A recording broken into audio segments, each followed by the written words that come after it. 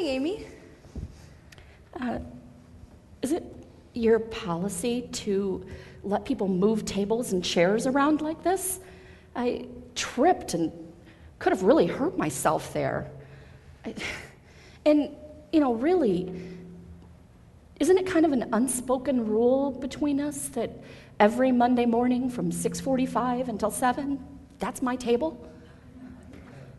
Well, the Toastmasters Club was here this morning, Amy, and some of them are still hanging around. Sorry for the inconvenience, and yes, we can always count on you every Monday morning. How about your usual? Sure. Make sure you use my special cup that I like. Yep. Okay. Yeah, I was really planning on being here early this morning, but of course not when I get behind Grandpa Walton on 696. You would have thought it is rush hour. It is rush hour. You would have thought that the man was in the Easter parade. 65 miles an hour, not a mile over, and wouldn't change lanes. I don't understand some people. Sounds like a very difficult commute for you. I'm sorry. The morning paper just arrived. Do you want a copy of it with your coffee? Oh, no. I don't need the paper. I brought with me my performance evaluation from work. I got that yesterday, and I want to make sure that I go over it really well and be able to respond back perfectly to every single point that my new manager made. Ew, performance reviews. Those don't sound like any fun. And especially when the person that's reviewing you is totally off base and doesn't rate you correctly. That is rough. You don't know the half of it. Take this for instance. The core competency of how well does the employee demonstrate the ability to handle change? And they're supposed to score you on 1 to 5, with 5 being the best you could be, right? Mm-hmm. Well, we do this every year, and I always get 5s. I'll tell you that. This year, how well does the employee demonstrate the ability to handle change? We've gone through lots of changes in our company this year, and there is no question at all that I deserve a 5 in this category. Do you know why? Because I'm still sucking company air. There was downsizing last year, and I was one of the very few people that actually got to keep my job. And why did I get to keep my job? I got to keep my job because I am really good at my job. That's why. That's why they kept me. So what does this new manager give me? He gives me a 4. He says 4 means working above company standards.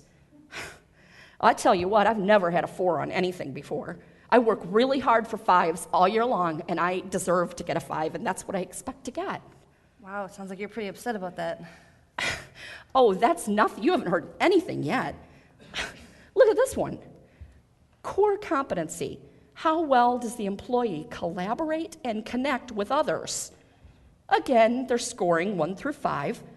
Now, let me tell you, I carefully control the information that comes to and leaves my desk every day. I'm really good at it. And I always ask myself, is this something that I need help with? Or is this something I could handle better on my own? And if the instance would arise when I think I need help, I'd be happy to reach out. Apparently, this new manager, unbelievable, wants us to turn into some mamby-pamby, touchy-feely bunch. I can't believe it. He wants us to start being team problem solvers. Can you believe that? You want to know the truth? What I think? What I know? Most of the time, the team is the problem. If they would just back off and let me handle things the way that I know how to handle them, we wouldn't be in half the messes our company is in. What'd you get in that area? On that one, he gave me a 3. Wow, a 3? Meets company standards, a 3. This is so unacceptable. It's amazing. But you want to know? Oh, here's my coffee. You want to hear the really unbelievable one? The one that proves proves beyond a shadow of a doubt that my manager is completely certifiably insane. Sure.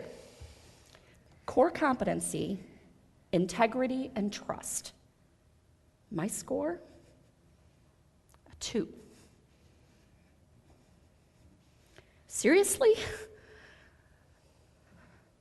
I am by far the most trustworthy person that I know. After this, he had the nerve to write a comment. Amy has a difficult time admitting when she's made a mistake or taking personal responsibility for a negative outcome on an account. So now you have to respond back to this review? Yep. He says that I have to sign it and return it back to him. He did say, though, that my score was still a good one and that I'll still get a raise. Hey, that's great news, isn't it? I mean, money is why you go to the job in the first place, right? No, it's most certainly not great news. The raise is only money.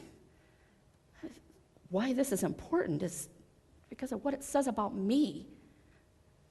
If I sign this, it's like I'm admitting that I'm not perfect. Who would want to do that? You mean admit that you're not perfect? Well, yeah.